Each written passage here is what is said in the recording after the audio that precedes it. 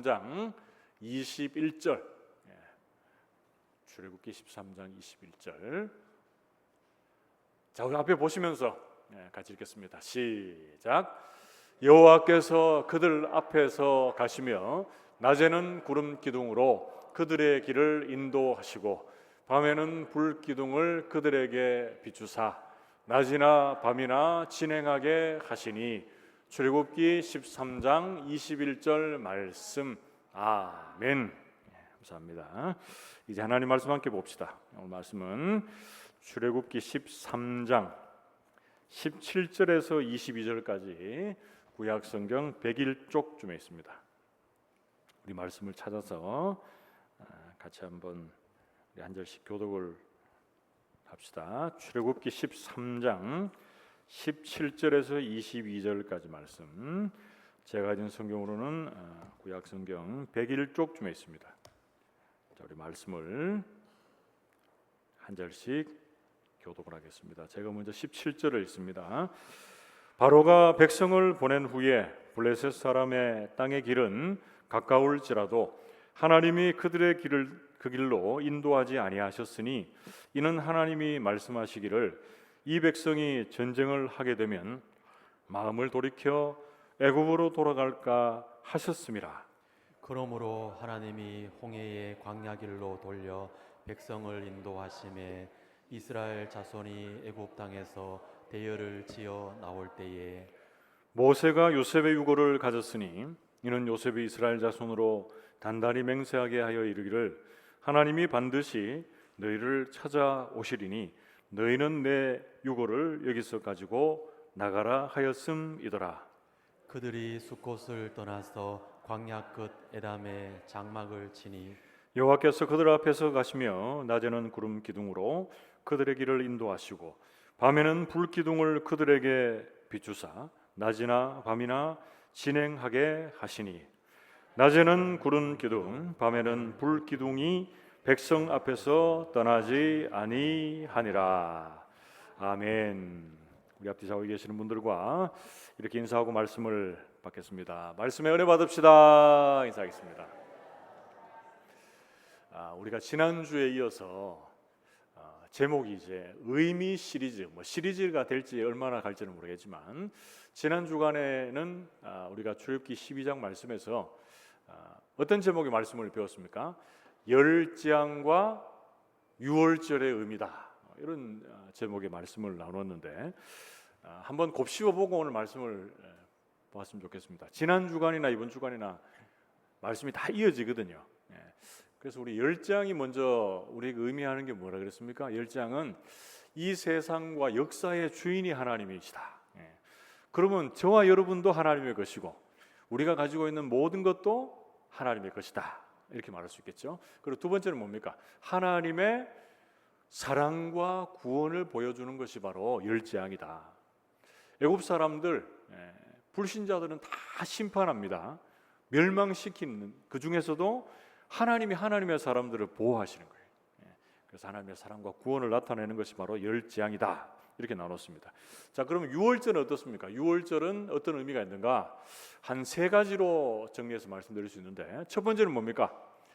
새로운 시작입니다. 새로운 시작. 유월절이 일어난 그 달이 아비월, 니산월인데 유대력으로 보면은 3, 4월경입니다. 그래서 1월이 아닙니다. 그런데 그 달을 그 해에 뭐가 되게 하라 그랬습니까? 첫 달이 되게 하라.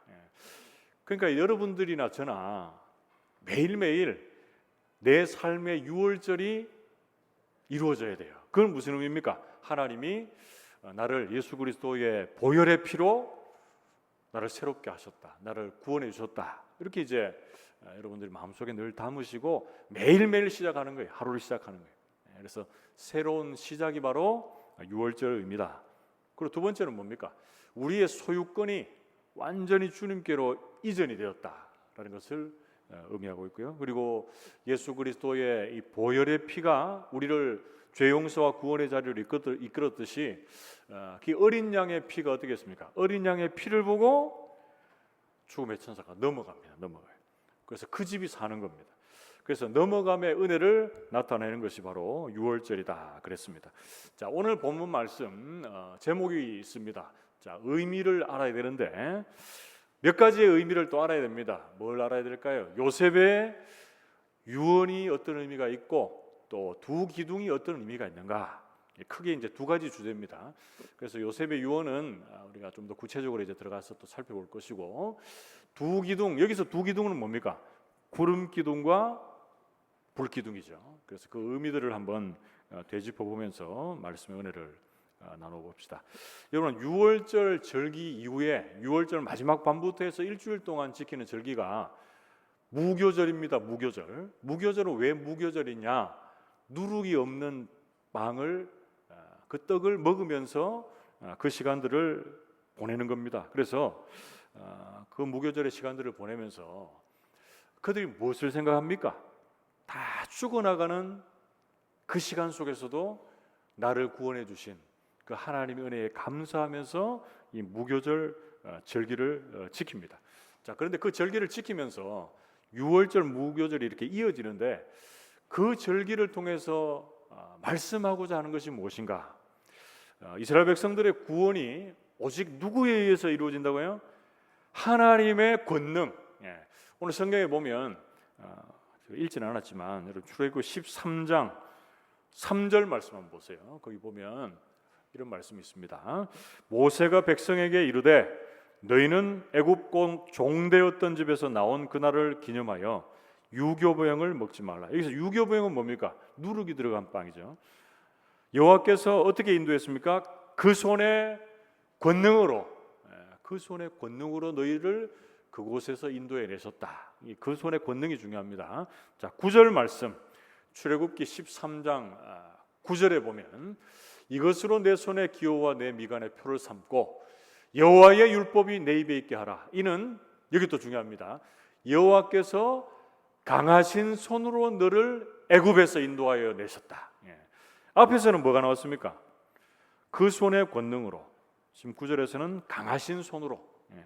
자, 또 이어지는 출애굽기 13장 14절에서 16절은 우리가 같이 한번 읽어봅시다. 13장 14절에서 16절 같이 읽습니다. 시작. 후일에 네 아들이 내게 묻기를 이것이 어찌 됨이냐 하거든 너는 그에게 이르기를 여호와께서 그 손의 권능으로 우리를 애굽에서 곧 종이 되었던 집에서 인도하여 내실세 그때에 바로가 완악하여 우리를 내보내지 아니하매 여호와께서 애굽 나라 가운데 처음 난 모든 것은 사람의 장자로부터 가축의 처음 난 것까지 다 죽이셨으므로 태에서 처음 난 모든 수컷들을 내가 여호와께 제사를 드려서 내 아들 중에 모든 처음 난 자를 다 대속하리니 이것이 내 손의 기호와 내 미간의 표가 되리라. 이는 여호와께서 그 손의 권능으로 우리를 애굽에서 인도하여 내셨음이니라 할지니라. 아멘. 여러분 계속 강조하는 게 뭡니까? 이스라엘 백성들이 출애굽한 것, 다르게 얘기하면 이스라엘 백성들의 구원이 오직 하나님의 강한 손의 권능으로 이루어졌다라는 것을 여러분 강조하고 있습니다. 그리고 16절 말씀에 나오는 것처럼 그들이 또 뭘 합니까? 그들이 초태생을 드리는 거예요. 초태생을 드리는 건 뭐죠? 처음 난 것을 드림으로 하나님의 구원이 이 어린 양의 피로부터 시작되었다는 것과 그리고 우리를 살리신 것이 어린 양의 피다라는 것을 기념하면서 이것이 처음 것이 하나님의 것입니다라고 말하는 것과 동시에 여기는 더 나아가서 어떻게 되는 겁니까? 내가 가지고 있는 모든 것이 하나님의 것입니다라고 하면서 그것을 거룩하게 드리는 거예요. 그런 무교절의 시간을 보내고 있습니다. 여러분 그렇다면 우리가 이제 오늘날로 돌아와서 저와 여러분들이 내가 구원받았는데 하나님의 큰 권능 아래에서 내가 구원받았고 내가 가진 모든 것이 하나님의 것입니다 라고 고백하는 자들이 이 땅을 어떻게 살아야 되는가, 그것을 가장 이제 핵심적으로 드러내고 있는 본문 말씀이 있어요. 그게 뭐냐면 로마서 12장 1절에서 2절 말씀이 있습니다. 그러므로 형제들아 내가 하나님의 모든 자비하심으로 너희를 권하노니 너희 몸을 하나님이 기뻐하시는 거룩한 산제물로 드리라. 이는 너희가 드릴 영적 예배니라. 너희는 이 세대를 본받지 말고 오직 마음을 새롭게 함으로 변화를 받아 하나님의 선하시고 기뻐하시고 온전하신 뜻이 무엇인지 분별하도록 하라. 이렇게 말합니다.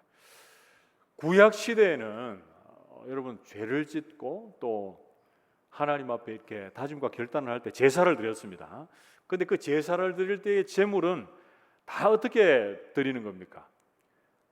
예, 잡아서 드리는 거예요. 그러니까 다 죽음의 짐승을 제사로 드리는 거예요. 그런데 오늘날은 어떻게 우리가 이제 로마서 12장 1절 2절 말씀에는 우리가 거룩한 뭐로 드려지는 거죠?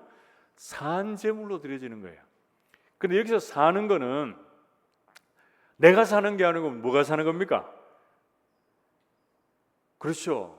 내 안에 내 자아가 죽고 내 안에 욕심들이나 내가 하고자 하는 것 하나님의 뜻에 반하여서 그거 다 죽고 내 안에 예수가 사는 거예요. 그 예수가 살아남으로 말미암아 드려지는 거룩한 산제사로 드려지는 삶, 그것이 바로 여러분들이 이 세상을 살면서 나는 거룩하게 구별된 하나님의 사람입니다 라고 고백하면서 그 거룩한 구별됨의 제사를 드리고 예수 그리스도의 합당한 자로 이 세상을 살아가는 그 제사가 바로 이 삶의 예배자로서의 제사입니다. 그래서 여러분들에게는 내가 가지고 있는 것을 한번 돌아보세요.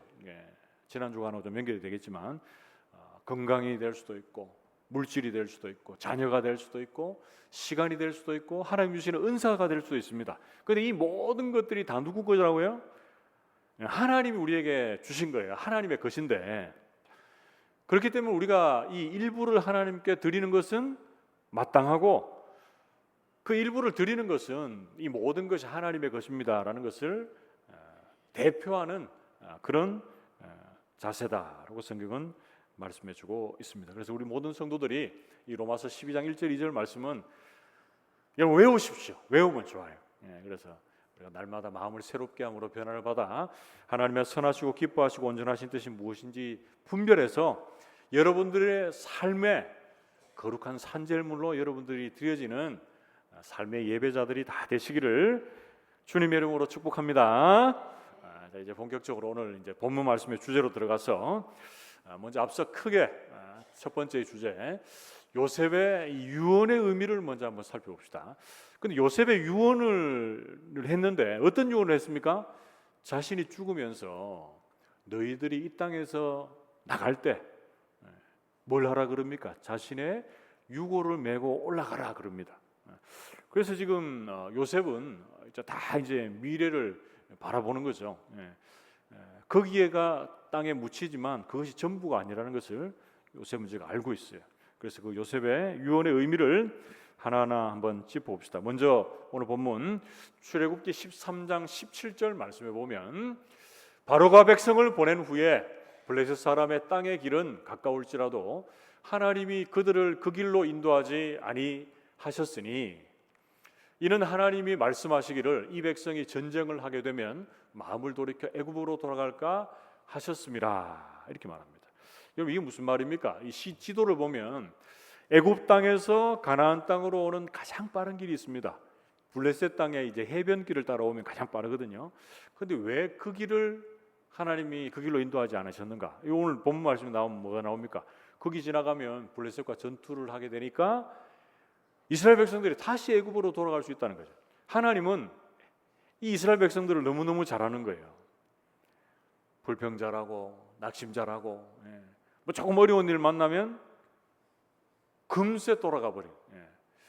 지금 출애굽하는 데까지 오는 시간도 그랬잖아요, 그죠? 앞으로 광야의 시간도 물론 그게 반복이 되는데 그래서 앞으로 나아가는 것은 어려울지 몰라도 뒤로 돌아가는 건 너무 쉬워요.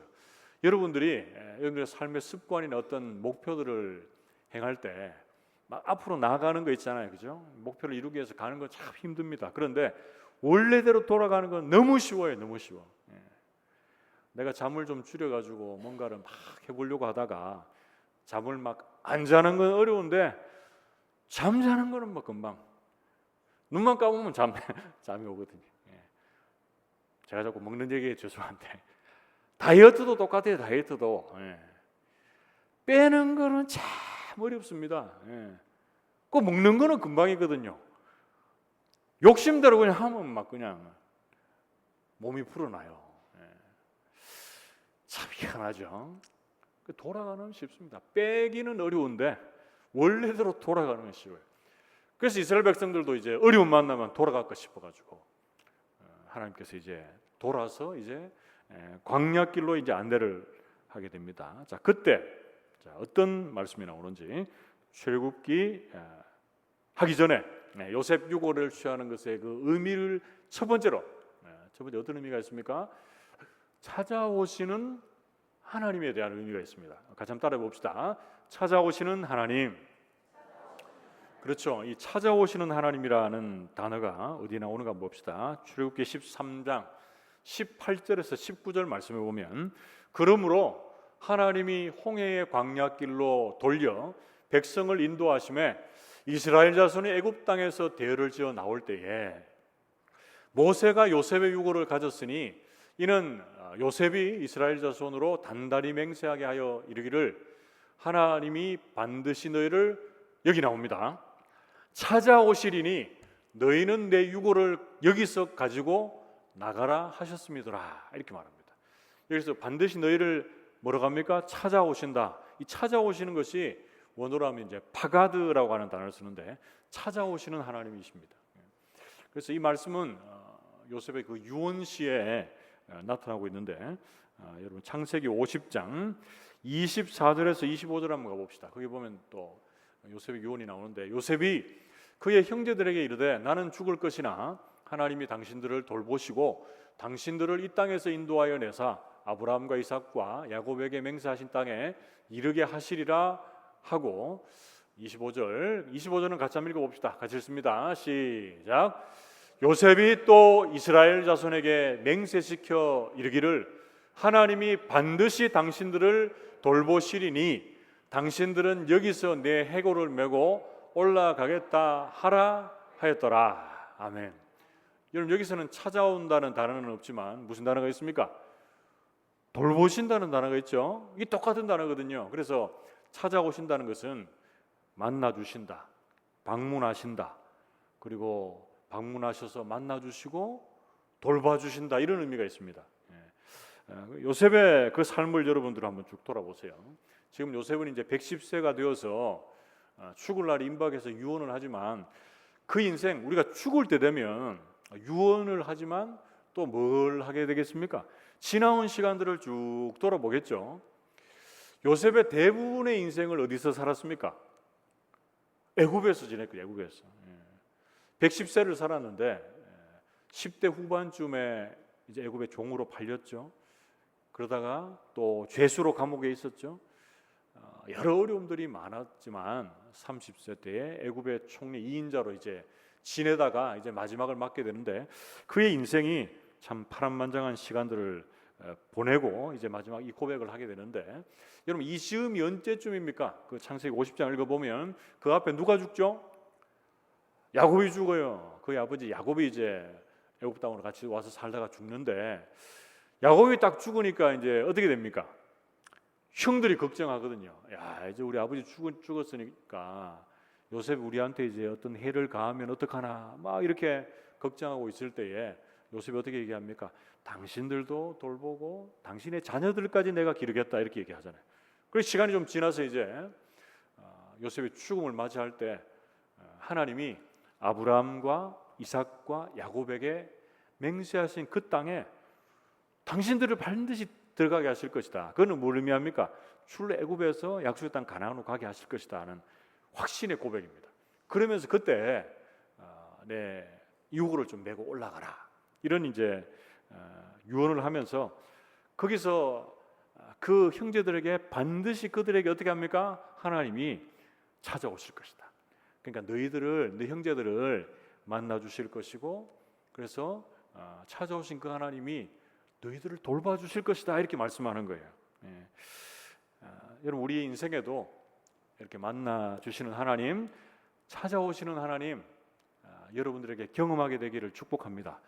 지난 청년이부 수련회 때 첫째 날 저녁에 앞뒤로 뭐 조모임을 많이 했는데 특별히 이제 그때 어떤 이야기를 했냐면 내가 만난 하나님 누구냐, 내가 경험한 뜨겁게 만나는 하나님 누구냐. 그래서 하나님을 어떻게 처음에 믿게 되었고 또 하나님을 뜨겁게 경험한 그 순간은 언제냐, 뭐 이런 걸 이제 조모임하면서 나눴어요.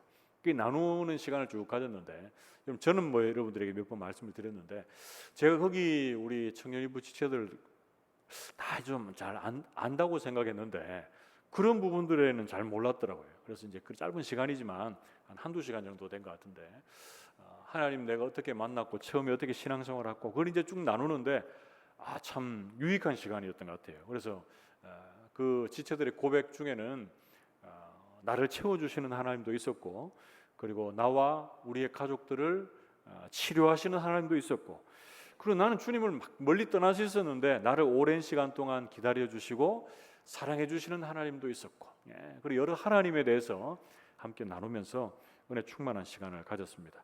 여러분 바라고 원하기는 요셉의 유언에 대한 첫 번째 의미, 하나님이 반드시 찾아오셔서 만나주시는 이 파가드의 하나님, 그 하나님을 여러분들도 온전히 만나게 되시기를 축복합니다. 여러분들이 지금까지 경험한 하나님이 여러분들의 삶에 계속 있을 거예요. 내가 처음에 어떻게 주님 만났고 또 뜨겁게 주님을 경험했던 적은 언제냐. 근데 그 과거의 회상이나 그런 과거의 신앙의 추억으로 끝나면 안 돼요. 매일매일 만나야 됩니다. 매일매일 만나야 되고 우리 가족 중에 신앙생활 잘하고 열심히 하는 분이 있다고 그분 열심히 하고 나는 조금 실례합니다 이래도 안 돼요. 우리 친척 중에 제가 얼마 전에 통화하다가 그런 얘기를 하는 거 들었어요. 남편은 너무 열심히 막 교회 가서 하는데 나는 남편이 열심히 하니까 나는 좀 덜해도 안 되겠나, 좀 쉬고 있다고 이렇게 얘기하더라고요. 그런데 여러분 하나님은 남편이 대신 믿어주거나 아내가 대신 믿어주거나 우리 아버지가 어머니가 우리 자녀들이 잘 믿어주는 거 하나님이 아닙니다. 내가 만난 하나님이 있어야 돼요. 내가 만난 하나님. 그 하나님을 통해서 여러분들의 신앙이 더욱더 성숙되어지고 하나님을 온전히 경험할 수 있는 복된 우리 여름날 되시기를 주님의 이름으로 축복합니다.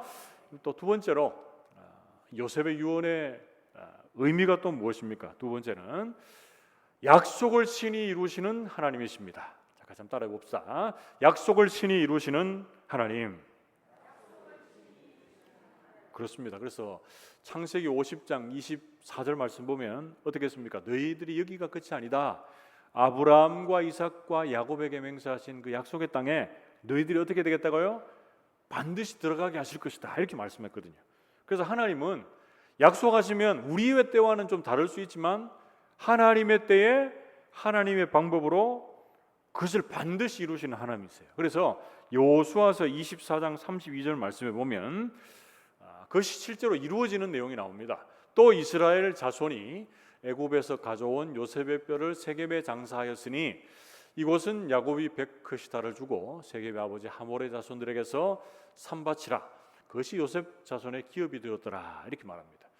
그래서 이제 출애굽할 때 이걸 메고 올라갔다가 여호수아 때에 가나안 땅, 약속의 땅 세겜에 장사되는 것을 우리는 실제로 확인합니다. 그래서 요셉은 죽어서도 자신이 있어야 할 땅이 약속의 땅이라는 것을 소망하고 알았습니다. 그래서 하나님께서 하나님의 백성을 택하시고 자손을 번성케 하실 것이고 약속의 땅을 주실 것이다 라는 것을 확신하고 있었습니다. 여러분들의 삶 속에서 한번 돌아보세요. 하나님이 저와 여러분들에게 약속하신 많은 것들이 있습니다. 그것이 이루어진 것도 있고 아직 이루어지지 않은 것도 있어요. 그거 바로 볼 때 하나님 언제입니까? 막 하나님께 계속 이제 우리가 어떨 때는 따지기도 하고 불평을 하기도 하는데 하나님이 하나님의 때에 하나님의 방법으로 반드시 여러분 이루어 주실 것을 믿습니다. 여러분들이 원하는 것이 하나님이 원하심과 다를 수는 있어요. 그러나 하나님은 그 약속의 성취에 신실하신 그 하나님께서 여러분들의 삶의 약속을 친히 이루시는 하나님으로 여러분들에게 다가오게 될 줄로 믿습니다. 자, 요셉의 유언, 이제 세 번째 의미를 살펴볼 시간인데, 세 번째는 어떤 의미가 있습니까? 세 번째는 영원한 본향을 예비하시는 하나님이시다 그럽니다. 같이 한번 따라해 봅시다. 영원한 본향을 예비하시는 하나님. 그렇습니다. 요셉이 애굽 땅에 묻히지만 영원한 본향을 사모한 것처럼, 저는 이제 이 말씀을 장례식 때 자주 해요.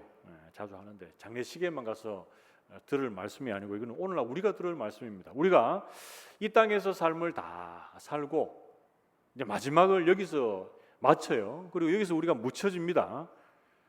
그런데 우리가 여기 묻혀지는 곳에서 끝나는 것이 아니고 우리의 영혼은 어디 있습니까?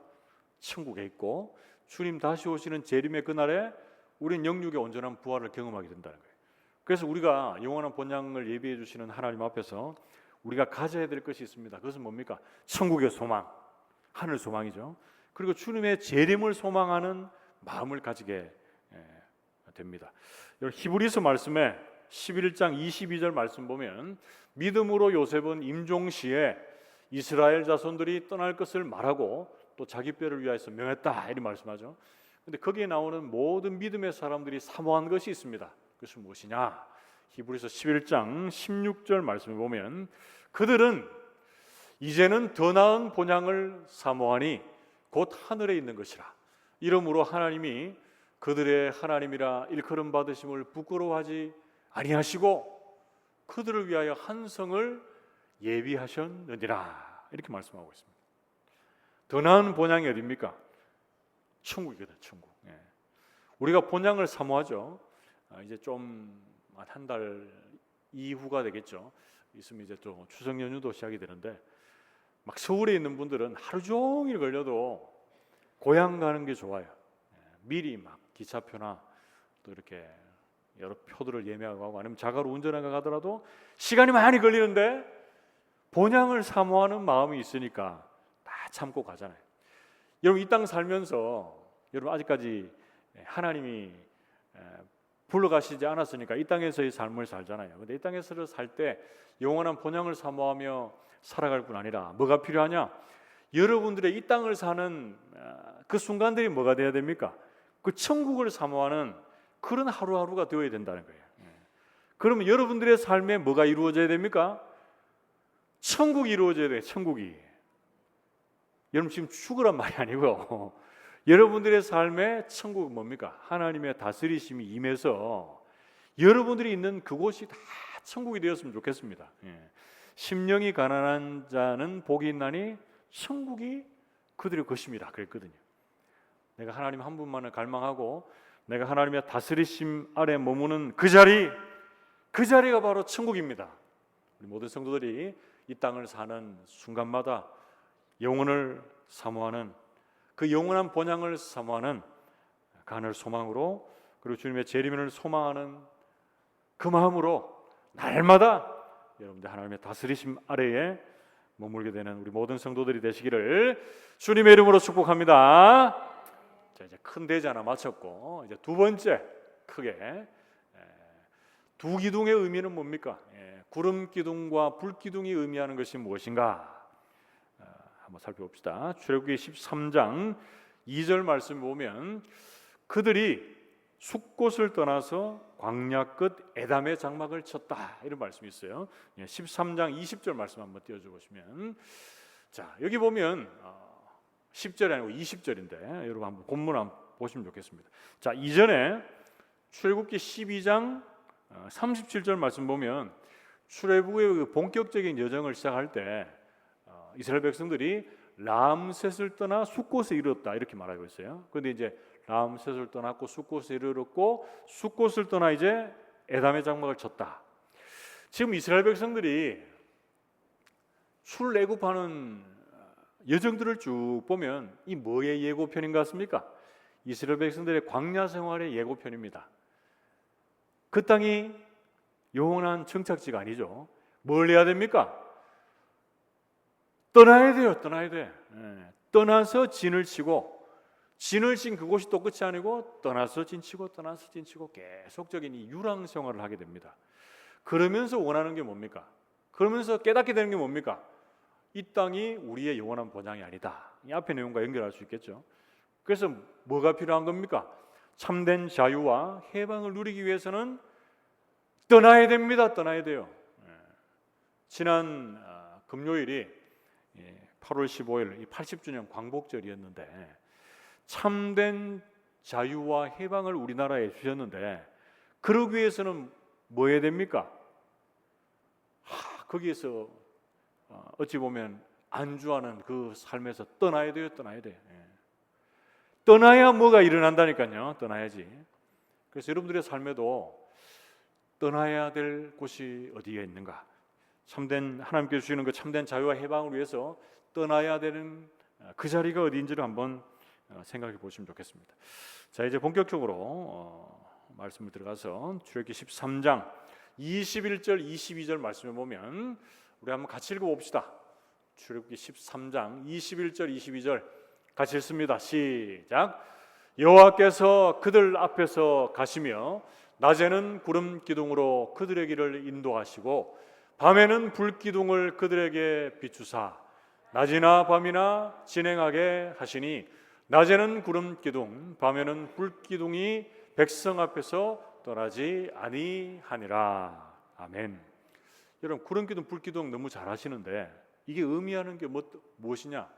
한 세 가지로 정리를 해봅시다. 시간이 많이 가서 짧게 한번 정리해 봅니다. 자, 첫 번째는 이 두 기둥은 하나님의 임재를 의미합니다. 하나님의 임재는 뭡니까? 우리 임재라고 하는 찬양이 있듯이 하나님이 우리와 함께 하시는 거예요.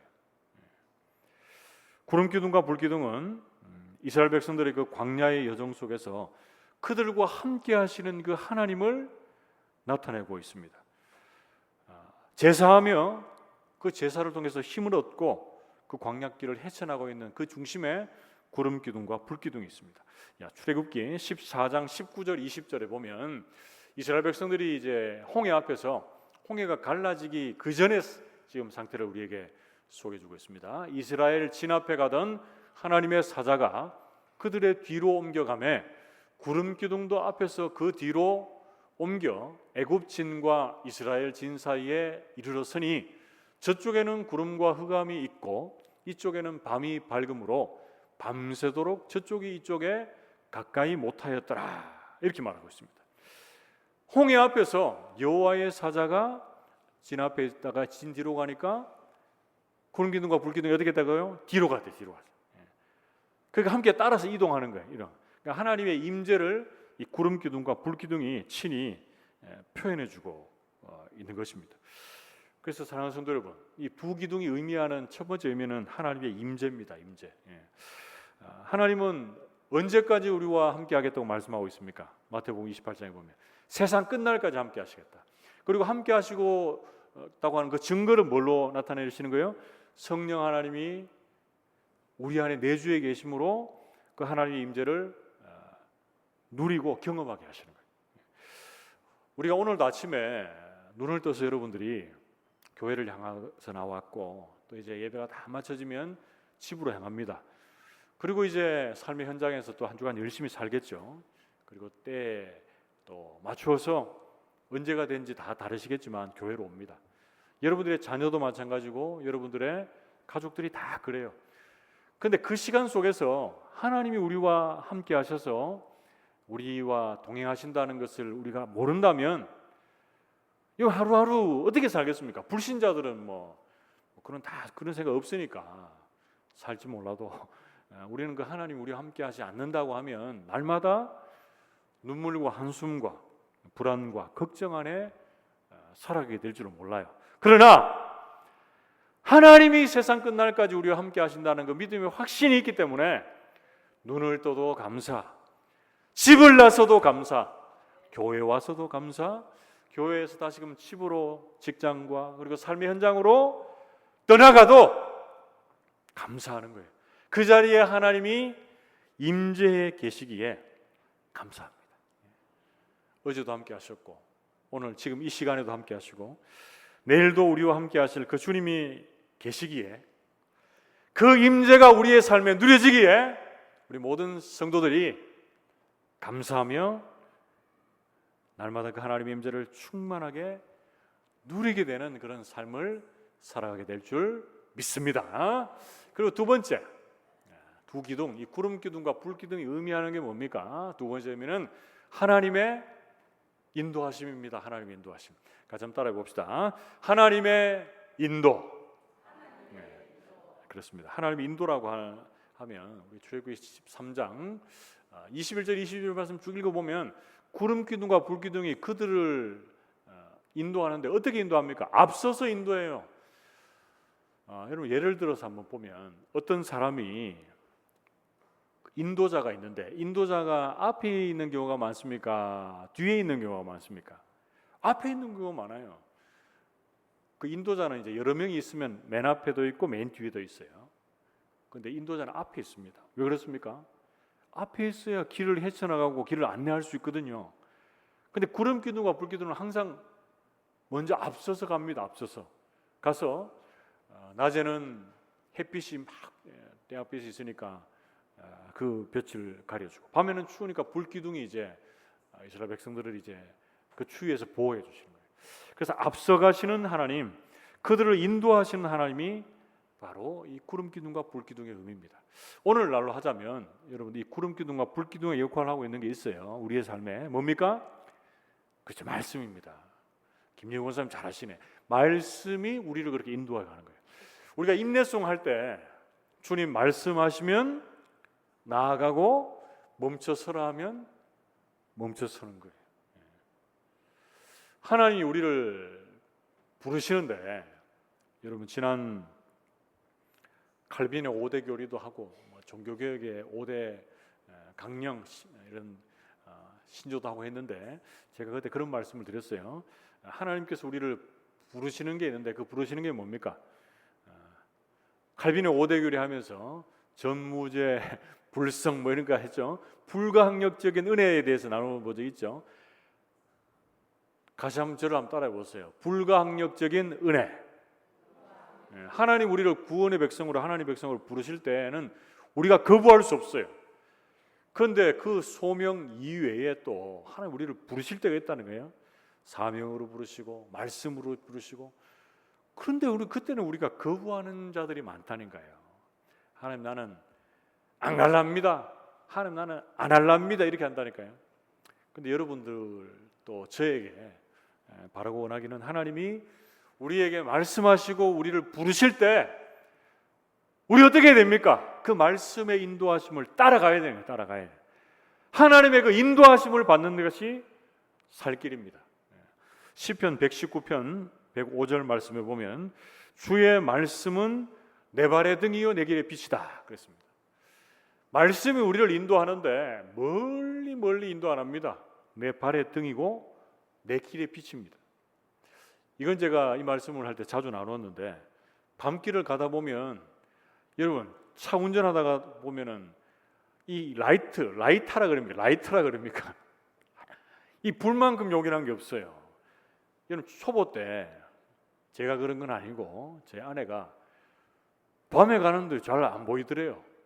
그래 초보라서 그랬구나 싶어서 갔는데 아이고 옆에 타서 가는데도 헤드라이트를 안 켠 거예요. 헤드라이트를 밤에.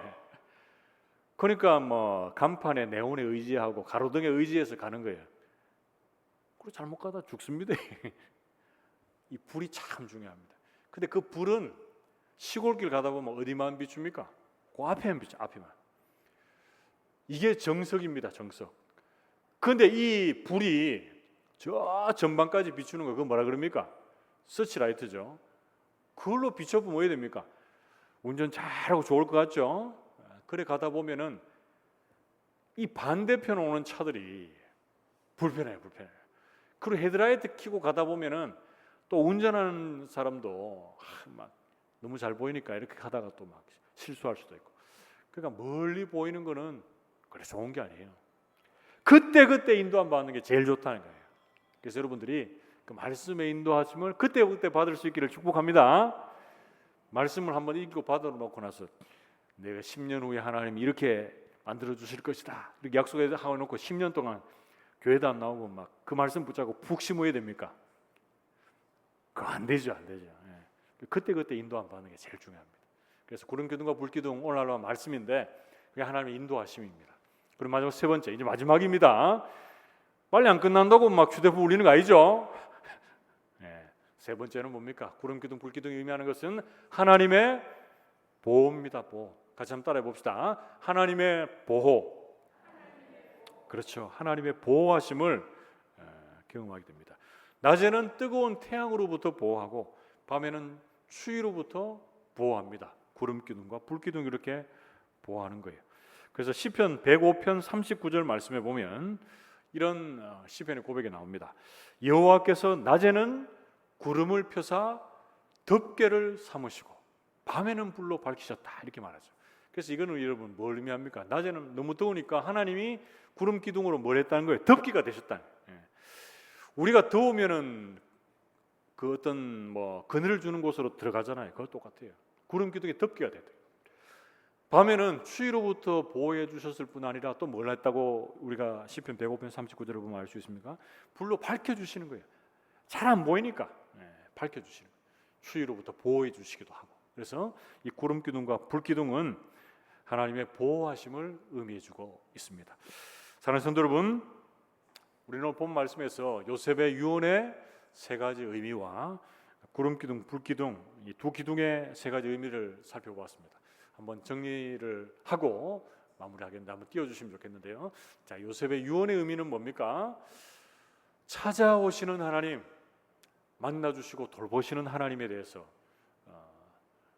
이야기하고 있고, 약속을 친히 이루시는 하나님, 그리고 우리에게 영원한 본향을 예배하시는 하나님에 대해서 우리에게 소개해주고 있습니다. 그리고 두 기둥, 불 기둥과 구름 기둥이 의미하는 것은요, 하나님의 임재와 인도와 보호를 우리에게 의미해주고 있습니다.